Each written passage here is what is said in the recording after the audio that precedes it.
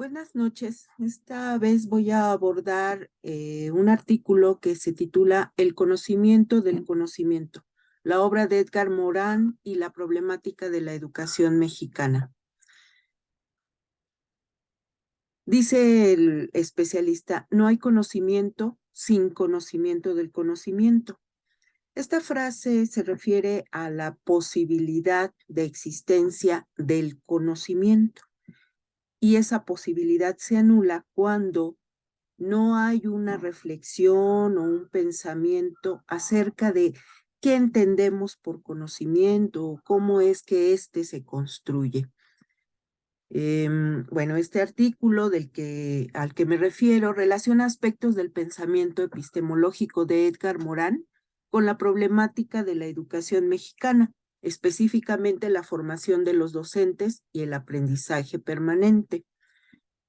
Edgar Morán fue un filósofo, bueno, es porque aún vive, un filósofo, cineasta, abogado, escritor, nacido en París en 1921.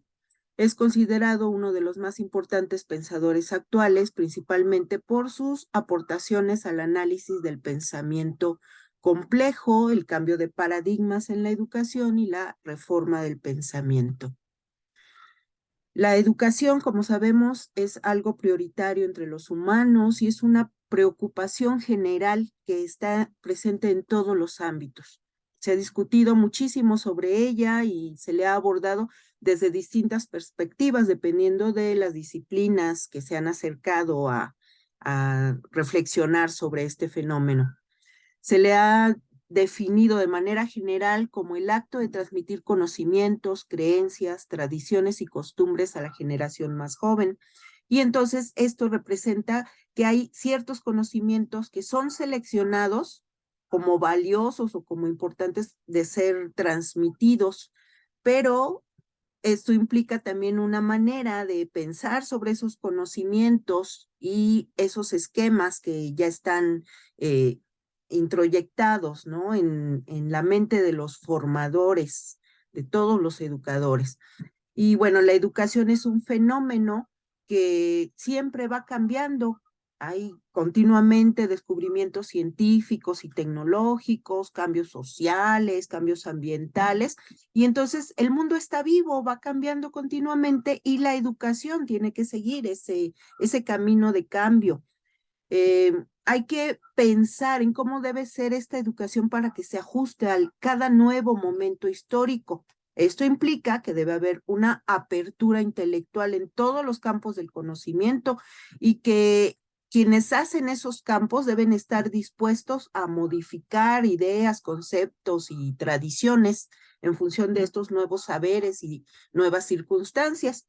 Ya sabemos que en México, durante este siglo XXI, ya se comprobó que México está a la saga en una lista de países a los que se les ha aplicado la prueba PISA, por ejemplo, con estos saberes fundamentales y pues no ha pasado satisfactoriamente la prueba. Entonces, ¿qué está ocurriendo? Bueno, pues que se piensa que a partir de la reforma que hubo en 1993, donde se implanta un nuevo modelo pedagógico que privilegiaba el pensamiento crítico y todas estas habilidades y el pensar libre, el alumno debía estar en posibilidades de conocerse a sí mismo y seguir aprendiendo de manera autónoma. Sin embargo, se ve que no ha sido así y entonces la figura del docente como facilitador del aprendizaje pues ha caído en el descrédito, un descrédito muy grande que ya conocemos.